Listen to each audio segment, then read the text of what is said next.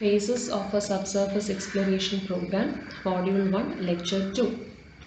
അപ്പോൾ നമ്മൾ പറഞ്ഞു നിർത്തിയത് 3 ഇമ്പോർട്ടൻ്റ് ആസ്പെക്ട്സ് ആണ്. എങ്ങനെയാണ് നമ്മൾ സൈറ്റ് ഇൻവെസ്റ്റിഗേഷൻ നടത്തുന്നതെന്നുള്ളത്. എങ്ങനെയായിരുന്നു? ഫസ്റ്റ് ഒരു പ്ലാനിങ് സെക്ഷൻ, ദെൻ എക്സിക്യൂഷൻ, അത് കഴിഞ്ഞിട്ട് റിപ്പോർട്ട് റൈറ്റിംഗ് അല്ലേ. അപ്പോൾ അത് തന്നെ ഡീറ്റെയിൽഡ് ആയിട്ട് പറയുകയാണ് ഇവിടെ. പ്ലാനിങ് സെക്ഷൻ ഫസ്റ്റ് വൺ, പിന്നെ എക്സിക്യൂഷൻ എന്ന് പറയുമ്പോൾ 4 സ്റ്റെപ്പിലാണ് ചെയ്യുന്നത്. Desk study, site reconnaissance, preliminary investigation, detailed investigation. ഇത് 4ആയിട്ടാണ് എക്സിക്യൂഷൻ പാർട്ട് ചെയ്യുന്നത്. Okay, then report writing. അപ്പോൾ ഫസ്റ്റ് വൺ പ്ലാനിങ് പ്രോപ്പർ ആയിരിക്കാം. അങ്ങനെയാണെങ്കിൽ നമുക്ക് കോസ്റ്റ് എഫക്റ്റീവ് ആയിട്ട് അത് ചെയ്യാൻ പറ്റും. മാക്സിമം ഡേറ്റ കളക്ട് ചെയ്യണം, പക്ഷേ കോസ്റ്റ് എഫക്റ്റീവ് ആക്കണം. അപ്പോൾ അതിനു വേണ്ടി പ്രോപ്പർ പ്ലാനിങ് ചെയ്തിരിക്കണം. അപ്പോൾ എന്തൊക്കെയാണ് plan ചെയ്തിരിക്കേണ്ടത്? For planning of the program, the soil engineer in charge of the program should include the following steps. എന്തൊക്കെയാണ്? Preparation of layout plan of the project. Then preparation of borehole layout plan. Borehole layout plan എന്ന് പറയുമ്പോൾ അതിനകത്ത് എന്തൊക്കെ include ചെയ്യണം?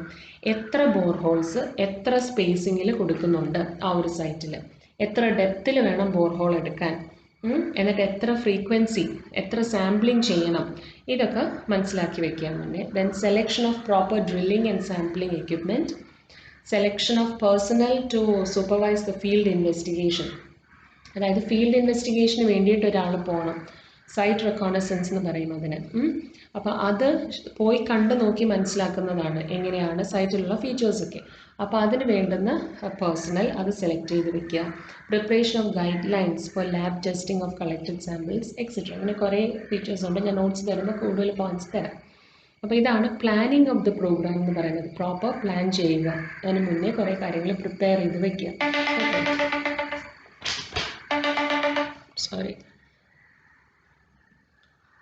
Next is gathering all the data. Gathering all the data. എന്താണ്? Collect as much material as possible about the site, such as maps, aerial photographs, then study site history. അതായത് ആ സൈറ്റിനെ കുറിച്ച് നമുക്ക് കിട്ടാവുന്നതിൻ്റെ മാക്സിമം ഡേറ്റ കളക്ട് ചെയ്യാം. എവിടെ നിന്നൊക്കെ collect ചെയ്യാൻ പറ്റും? മാപ്പുകളിൽ നിന്ന് കളക്ട് ചെയ്യാം അല്ലേ. ജിയോളജിക്, സീസ്മിക് മാപ്പ്, ദെൻ ടോപ്പോഗ്രഫിക് മാപ്പ്. അങ്ങനെ മാപ്പിൽ നിന്ന് നമുക്ക് കളക്ട് ചെയ്യാവുന്ന അത്രയും ഇൻഫർമേഷൻ മനസ്സിലാക്കുക. സീസ്മിക് മാപ്പ് എന്ന് പറഞ്ഞാൽ എന്താണ്? എർത്ത് ക്വേക്കിൻ്റെ വാല്യൂസ് എല്ലാം അറിയാൻ പറ്റും അതിൽ നിന്ന്. നമുക്ക് തന്നിരിക്കുന്ന പെർട്ടിക്കുലർ ലൊക്കേഷനിൽ എർത്ത് ക്വേക്ക് പ്രോൺ ഏരിയ ആണോ, അതിൻ്റെ വാല്യൂ എത്രത്തോളം വന്നിട്ടുണ്ട്, അതൊക്കെ മനസ്സിലാക്കാൻ പറ്റും. ടോപ്പോഗ്രഫിക് മാപ്പാണിത്. ടോപ്പോഗ്രഫിക് മാപ്പിൽ നിന്ന് എന്താ മനസ്സിലാക്കാൻ പറ്റുന്നത്?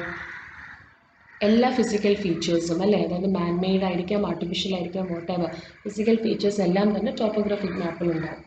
അപ്പോൾ ദെൻ ഏരിയൽ ഫോട്ടോഗ്രാഫ്സ്, അതാണിത്. അപ്പോൾ ഇതിൽ നിന്നൊക്കെ മാക്സിമം കാര്യങ്ങൾ മനസ്സിലാക്കിയെടുക്കാം. Then what study site history. Previously അതെന്തിനാണ് ഉപയോഗിച്ചിരുന്നത്? Quarry, agricultural land, industrial unit. അപ്പോൾ ഏത് പർപ്പസിനാണ് അത് മുൻപ് ഉപയോഗിച്ചിരുന്നത്? അപ്പോൾ ഇങ്ങനത്തെ ഇൻഫർമേഷൻസ് എല്ലാം തന്നെ ഗ്യാദർ ചെയ്തെടുക്കുക. ഓക്കെ, ഇതാണ് ഗ്യാദറിങ് ഓൾ ദ ഡേറ്റ അഥവാ desk study, DESK, desk study. Next site reconnaissance. അതെന്താണ്? It involves a site visit and visual inspections at the site. അതായത് ഒരു എക്സ്പീരിയൻസ്ഡ് പ്രൊഫഷണൽ, ഈ സെൻറ്റൻസ് വായിക്കാം. All site should be visited by an experienced professional to collect first hand information. ഒരു experienced professional site visit ചെയ്ത് ആ visual ഇൻഡിക്കേഷൻസിൽ നിന്നും കാര്യങ്ങൾ മനസ്സിലാക്കിയെടുക്കുക. എത്രത്തോളം മനസ്സിലാക്കാവോ അതൊക്കെ മനസ്സിലാക്കിയിട്ട് വരിക. സൈറ്റിനെ കുറിച്ചുള്ളൊരു പഠനം, അതാണ് സൈറ്റ് റെക്കോണസൻസ് എന്ന് പറയുന്നത്. First survey conducted in the field. Okay, അപ്പോൾ ആ ഇൻഫർമേഷൻ എന്തൊക്കെയാണ്? Geology, rock out crops. Rock out crops എന്ന് പറഞ്ഞത് ഇതുപോലെ. അപ്പോൾ പുറത്ത് ഇത്രയും ഉണ്ട് ഔട്ട് ക്രോപ്പ് എങ്കിൽ ഉള്ളിലേക്ക് താഴെ നല്ല ഡെപ്തിലേക്ക് ഉണ്ടാകാം. Then terrain, equipment access, behaviour of existing structure such as cracks, sticking doors and Windows etcetera. അതായത് എക്സിസ്റ്റിംഗ് സ്ട്രക്ചർ, അപ്പം ആ സൈറ്റിലുള്ള സ്ട്രക്ചർ ആകാം, അല്ലെങ്കിൽ അഡ്ജസൻറ്റ് സ്ട്രക്ചേഴ്സിൽ അതിൻ്റെ ബിഹേവിയർ പാറ്റേൺ നോക്കുക. വിള്ളലുകൾ വീണിട്ടുണ്ടോ, ക്രാക്സ് ഉണ്ടോ. സ്റ്റിക്കിംഗ് ഡോർസ് ആൻഡ് വിൻഡോ ശരിക്കും ഒരു അടയാളമാണ്. കാര്യം ഡോർസ് സ്റ്റക്കായിരിക്കുന്ന അവസ്ഥ, അതാണ് സ്റ്റിക്കിംഗ് ഡോർസ് ആൻഡ് വിൻഡോസ് എന്ന് പറയുന്നത്. പക്ഷെ അത് പല കാരണം കൊണ്ട് വരാം. അപ്പോൾ മഴക്കാലത്ത് ഹ്യൂമിഡിറ്റിയിൽ വരുന്ന മാറ്റം കൊണ്ട് ഡോറ് മോയ്സ്ചർ കണ്ടൻറ്റ് കൂടുമ്പം സ്റ്റക്ക് ആവുമല്ലോ, അല്ലെങ്കിൽ ആ ഹിഞ്ചസ് ഒക്കെ ഔട്ട് ഓഫ് അലൈൻമെൻറ്റ് വന്നാൽ അങ്ങനെ സ്റ്റക്ക് ആവാം. പക്ഷെ അതല്ലാണ്ട് സ്റ്റക്കായിരിക്കുന്നു and over time this condition grows worse, അങ്ങനെയാണെങ്കിൽ that can be considered as a sign of foundation trouble. മനസ്സിലായി? മാറാണ്ട് അത് വേഴ്സ് ആയിക്കൊണ്ടിരിക്കുകയാണെങ്കിൽ ഫൗണ്ടേഷനിൽ വന്ന എന്തോ ഒരു മാറ്റം കൊണ്ടാണ് ഡോറ് സ്റ്റക്ക് ആവുന്നത്. അപ്പോൾ അങ്ങനത്തെ കാര്യങ്ങളൊക്കെ ഫീൽഡിൽ പോയി കണ്ട് മനസ്സിലാക്കുക.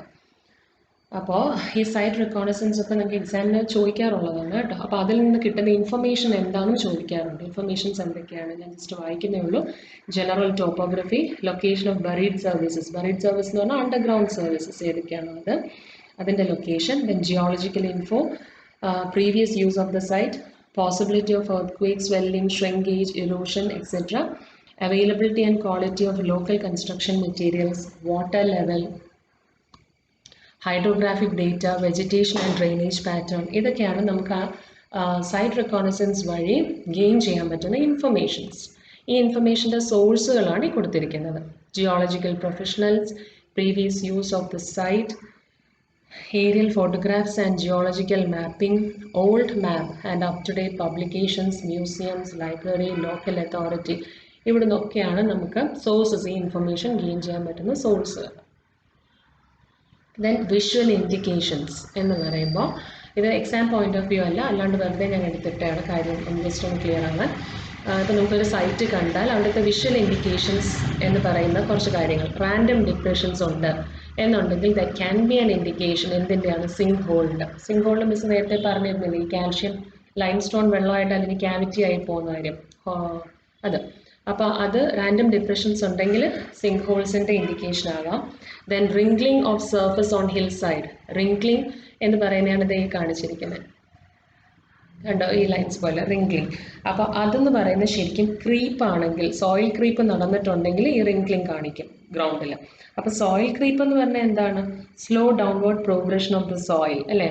ഒരുപാട് കാലം എടുത്ത് ഗ്രാജുവലി നടക്കുന്ന പ്രോസസ്സാണ്. അത് ഹില്ലി ഏരിയാസിലെല്ലാം സംഭവിക്കുന്നതാണ് ഈ ക്രീപ്പ് എന്ന് പറയുന്നത്. സെൻറ്റിമീറ്റേഴ്സ് ആയിരിക്കും ചേഞ്ച് വരുന്നത് വിതിൻ ഇയേഴ്സ് കൊണ്ടിട്ട്, കുറേ ഇയേഴ്സ് കൊണ്ടിട്ട്. അപ്പോൾ അതാണ് ക്രീപ്പ്. അപ്പോൾ ആ ക്രീപ്പിൻ്റെ ഒരു സിംറ്റം ആകാം ഈ റിംഗ്ലിംഗ് ഓഫ് സർഫസ് എന്ന് പറയുന്നത്. Then heaps of mineral waste, അത് അബാൻഡൻ മൈൻസിനെ കാണിക്കുന്നു. Then low line flat areas. Low line flat areas എന്ന് പറഞ്ഞാൽ areas line close to water level. അപ്പോൾ അങ്ങനത്തെ ഏരിയാസ് ആണെന്നുണ്ടെങ്കിൽ അത് river or lake bed indicate ചെയ്യുന്നു. Then springs. സ്പ്രിങ്സ് എന്ന് വെച്ചാൽ എന്താ? നീരുറവകൾ, അല്ലേ? അപ്പോൾ ഉറവകളൊക്കെ ഉണ്ടെങ്കിൽ അതിൻ്റെ അർത്ഥം എന്താണ്? വാട്ടർ ടേബിൾ, അവിടുത്തെ ആ വാട്ടർ ടേബിളിൻ്റെ ലെവൽ എന്ന് പറയുന്നത് ഒരുപാട് ഉയരത്തിലാണ്, ഹൈ വാട്ടർ ടേബിൾ ആണ് ആ ഗ്രൗണ്ടിൽ. ദെൻ മാർഷി ഗ്രൗണ്ട്, അതായത് ചതുപ്പ് നിലമാണെങ്കിൽ ഹൈ വാട്ടർ ടേബിളും ആണ്, പുവർ ഡ്രെയിനേജും ആണ്. അപ്പോൾ ഇതൊക്കെയാണ് വിഷ്വൽ ഇൻഡിക്കേഷൻസ്. ഓക്കെ, അപ്പോൾ സൈറ്റ് റെക്കോണസൻസ് കഴിഞ്ഞു. ഇനി എക്സിക്യൂഷൻ്റെ അടുത്ത ഭാഗമാണ് പ്രിലിമിനറി ഇൻവെസ്റ്റിഗേഷൻ എന്ന് പറയുന്നത്. അപ്പോൾ അതിനുവേണ്ടി എന്താ ചെയ്യുന്നത്? ഷാലോ പിറ്റ്സ്, ഈ ഇമേജ് കണ്ടോ, ഷാലോ പിറ്റ്സ് ആണിത്. ഈ ഷാലോ പിറ്റ്സ് ഒക്കെ ഓപ്പൺ ചെയ്ത് അതിൽ നിന്ന് സാമ്പിൾസ് കളക്ട് ചെയ്യുന്നു. സാമ്പിൾസ് കളക്ട് ചെയ്തിരിക്കുന്നതായി കാണിക്കുന്നു.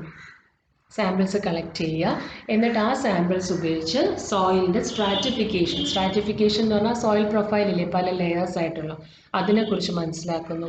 ടൈപ്പ് ഓഫ് സോയിൽസ് മനസ്സിലാക്കുന്നു, ഏത് ടൈപ്പ് സോയിലാണ്, and location of ground water table, ഇതൊക്കെ മനസ്സിലാക്കുന്നു. ദെൻ ആ കളക്ട് ചെയ്ത സാമ്പിൾ ലാബിൽ ടെസ്റ്റ് ചെയ്യാം, ഫീൽഡിലും ടെസ്റ്റ് ചെയ്യും. എന്തിനു വേണ്ടിയിട്ടാണ്? ബേസിക് പ്രോപ്പർട്ടീസ് ആയിട്ടുള്ള moisture content, density, unconfined compressive strength, ഇതൊക്കെ കണ്ടുപിടിക്കാനായിട്ട്. അപ്പോൾ ഈ പ്രോപ്പർട്ടീസ് ഏതൊക്കെയാണ് പ്രിലിമിനറി ഇൻവെസ്റ്റിഗേഷനിൽ കണ്ടുപിടിക്കുന്നതെന്നൊക്കെയുള്ളതൊന്ന് പഠിച്ചു വെച്ചേക്കണം കേട്ടോ. ഇനി ഇതിൻ്റെ മെയിൻ ഒബ്ജക്റ്റീവ് എന്താണ് preliminary എക്സ്പ്ലോറേഷൻ്റെ? To obtain an approximate picture of subsoil conditions at low cost. കുറഞ്ഞ ചിലവിൽ അപ്രോക്സിമേറ്റ് പിക്ചർ കിട്ടാൻ വേണ്ടിയിട്ട് സബ്സോയിൽ കണ്ടീഷൻസിനെ കുറിച്ച്. ഇനി ഡീറ്റെയിൽഡ് ഇൻവെസ്റ്റിഗേഷൻ ഒരു മുന്നോടിയായിട്ടും നമ്മൾ ഈ പ്രിലിമിനറി ഇൻവെസ്റ്റിഗേഷൻ ചെയ്യും. എന്തുകൊണ്ടാണ്? ഇപ്പോൾ പ്രിലിമിനറി ഇൻവെസ്റ്റിഗേഷൻ ഒരു സൈറ്റിൽ ചെയ്തു, അപ്പോൾ എന്നിട്ട് ആ സൈറ്റ് ആ കൺസ്ട്രക്ഷന് ഫീസിബിൾ ആണ് എന്ന് മനസ്സിലാക്കുകയാണെങ്കിൽ നമുക്ക് നെക്സ്റ്റ് ഡീറ്റെയിൽ ഇൻവെസ്റ്റിഗേഷനിലേക്ക് പോവാം. പക്ഷെ അവിടെ വെച്ച് ഫെയിൽ ആവുകയാണ്, സൈറ്റ് നമുക്ക് ഉപയോഗിക്കാനേ പറ്റില്ല എന്ന് കണ്ടാൽ എക്സ്പെൻസീവ് ആയിട്ടുള്ള ഡീറ്റെയിൽഡ് ഇൻവെസ്റ്റിഗേഷൻ നമുക്ക് ഒഴിവാക്കാം. മനസ്സിലാവും? പിന്നെ സ്മോൾ പ്രോജക്ട്സ് അല്ലെങ്കിൽ ലൈറ്റ് സ്ട്രക്ചേഴ്സ്, ഇതൊക്കെ ഹൈവേസ്, എയർഫീൽഡ്, ഇതിനൊക്കെ ആണെങ്കിൽ ഡീറ്റെയിൽഡ് ഇൻവെസ്റ്റിഗേഷൻ ചെയ്യണമെന്നില്ല. അത് വളരെ കോസ്റ്റ്ലി ആയതുകൊണ്ട്, എക്സ്പെൻസീവ് ആയതുകൊണ്ട് പ്രിലിമിനറി ഇൻവെസ്റ്റിഗേഷൻ ചെയ്താൽ മതിയാവും. ഓക്കെ, ഈ സ്മോൾ പ്രോജക്ട്സിനൊക്കെ. ഇനി അടുത്തത് ഡീറ്റെയിൽഡ് ഇൻവെസ്റ്റിഗേഷൻ, അഞ്ചാമത്തെ ഫേസ്. എന്താണ്? ബിഗ് പ്രോജക്ട്സിനാണ് അത് യൂസ് ചെയ്യുന്നത്, യൂസ് ചെയ്യുന്നതല്ല, ഡീറ്റെയിൽഡ് ഇൻവെസ്റ്റിഗേഷൻ ചെയ്യുന്നത്. Dams, bridges, multi storeyed building, അതിനൊക്കെ. ഓക്കെ, ഇത് മിസ് എക്സ്പ്ലെയിൻ ചെയ്തതാണ്. അപ്പോൾ നമ്മൾ പ്രിലിമിനറി ഇൻവെസ്റ്റിഗേഷൻ ചെയ്ത് നമുക്കറിയായിരിക്കുമല്ലോ, അതിൽ നിന്ന് കുറേ ഡേറ്റ കിട്ടിയിട്ടുണ്ടോ. അപ്പോൾ അതിൻ്റെ ബേസിസിലാണ് ബാക്കി ഡീറ്റെയിൽഡ് ഇൻവെസ്റ്റിഗേഷനിൽ നമ്മൾ ബോറിങ്സും അതിൻ്റെ ഡേറ്റ എല്ലാം നമുക്കുണ്ടാവും. അതിൻ്റെ അടിസ്ഥാനത്തിലാണ് ഇവിടെ എത്ര സാമ്പിൾ അഡീഷണൽ ബോറിങ്സ് എത്ര ചെയ്യണം, അഡീഷണൽ എത്ര സാമ്പിൾസ് കൂടി എടുക്കണം എന്നൊക്കെയുള്ളൊരു ഡിസിഷൻ എടുക്കുന്നത്. Then it is quite elaborate and extensive. Large number of borings വേണ്ടി വരും, ഡീറ്റെയിൽഡ് സാമ്പിളിംഗ് വേണം. പിന്നെ പ്രോപ്പർട്ടീസ് ഏതൊക്കെയാണ് ഇതിൽ കണ്ടുപിടിക്കുന്നത്? Shear strength, compressibility, density index, permeability, ഇതൊക്കെയാണ് നമ്മൾ കണ്ടുപിടിക്കുന്ന പ്രോപ്പർട്ടീസ് എന്ന് പറയുന്നത്. അപ്പോൾ ഇതിനൊക്കെ ശരിക്കും ഈ പ്രോപ്പർട്ടീസൊക്കെ കണ്ടുപിടിക്കണമെങ്കിൽ അൺഡിസ്റ്റർബ്ഡ് ആയിട്ടുള്ള സാമ്പിൾ വേണം. അതായത് താഴെ ഇപ്പോൾ മണ്ണിൻ്റെ അടിയിൽ നിന്ന് നമ്മൾ എടുക്കുമ്പോൾ മണ്ണിൻ്റെ അടിയിൽ എങ്ങനെയാണോ, ഗ്രൗണ്ട് ലെവലിൻ്റെ താഴേക്ക് ഇത് എങ്ങനെയാണോ ലോക്ക്ഡായിരുന്നത് അതേ അവസ്ഥയിൽ അതിനൊരു ഡിസ്റ്റർബൻസും സംഭവിക്കാതെ എടുക്കുന്ന സാമ്പിളുകൾ വേണം ഈ പ്രോപ്പർട്ടീസൊക്കെ കണ്ടുപിടിക്കണമെങ്കിൽ. അപ്പോൾ അത് ഡീറ്റെയിൽഡ് ഇൻവെസ്റ്റിഗേഷൻ ചെയ്യുമ്പോഴാണ് ചെയ്യുന്നത്. അതേസമയം പ്രിലിമിനറി ഇൻവെസ്റ്റിഗേഷനിൽ കണ്ടുപിടിക്കുന്ന പ്രോപ്പർട്ടീസിനൊക്കെ ഡിസ്റ്റർബ്ഡ് ആയിട്ടുള്ള ഒരു സാമ്പിൾ വെച്ചിട്ട് വേണമെങ്കിലും നമുക്ക് ചെയ്യാൻ പറ്റും. ഓക്കെ, ഇനി എന്താ ഉള്ളത്? Sub soil investigation report. അപ്പോൾ ഇത്രയും ചെയ്ത് കഴിഞ്ഞു, ലാബിൻ്റെ ടെസ്റ്റുകളൊക്കെ നടത്തി വാല്യൂസ് കിട്ടി. അപ്പോൾ എന്താ ചെയ്യുക? റിപ്പോർട്ട് പ്രിപ്പയർ ചെയ്യുന്നു അല്ലേ? അപ്പോൾ റിപ്പോർട്ട് ഞാൻ നേരത്തെ പറഞ്ഞിരുന്നു, എല്ലാം അനലൈസ് ചെയ്തു, കംപ്ലീറ്റ് ഡീറ്റെയിൽസ് അതിൽ വേണം. നമ്മളെടുത്ത ബോറിങ്സിൻ്റെ കൗണ്ട്, ഏതൊക്കെ ടെസ്റ്റ് ചെയ്തു, അതിൻ്റെ റിസൾട്ട് എന്താണ്, അതിൽ നിന്ന് എന്ത് മനസ്സിലാക്കി, ഫൈനലി ഏത് ടൈപ്പ് ഓഫ് ഫൗണ്ടേഷൻ നമുക്കതിന് കൊടുക്കാൻ പറ്റും, ഇങ്ങനത്തെ കംപ്ലീറ്റ് ഡീറ്റെയിൽസ് കൊടുത്തുകൊണ്ടാണ് ഒരു geo technical investigation report form ചെയ്യേണ്ടത്. അപ്പോൾ എന്തൊക്കെയാണ് അതിൽ കണ്ടെത്തുന്നതൊക്കെ? Introduction, scope of site investigation, description of the proposed structure, purpose of site investigation, site reconnaissance details, പിന്നെ സൈറ്റ് എക്സ്പ്ലോറേഷൻ്റെ ഡീറ്റെയിൽസ് എന്തൊക്കെയാണ്? Number, location, depth of bore hole, sampling details etcetera, ഏതൊക്കെ methods perform ചെയ്തു ആൻഡ് അതിൻ്റെ റിസൾട്ടുകൾ, പിന്നെ ലാബിൽ ചെയ്ത ടെസ്റ്റുകൾ, അതിൻ്റെ result, details of groundwater table level and position, recommended improvement methods if needed, then recommended types of foundation, structural details, conclusion. ഇത്രയുമായിരിക്കും റിപ്പോർട്ടിൽ നമ്മൾ ഇൻക്ലൂഡ് ചെയ്യേണ്ടത്. ഓക്കെ, ശരി. അപ്പോൾ 6 ഫേസസ് ആണ് പറഞ്ഞത്. ജനറലി നമുക്ക് 3ആയിട്ട് പറയാം. എന്തൊക്കെയാണ്? പ്ലാനിങ്ങും എക്സിക്യൂഷനും റിപ്പോർട്ട് റൈറ്റിങ്ങും. അതിൽ പ്ലാനിങ്ങിൽ കഴിഞ്ഞു, അത് എക്സിക്യൂഷനിൽ വരുമ്പോഴാണ് ഈ gathering all the data, desk study, then what? Site reconnaissance, preliminary investigation, detailed investigation വരുന്നത്, പിന്നെ റിപ്പോർട്ട് പ്രിപ്പറേഷൻ. ഓക്കെ.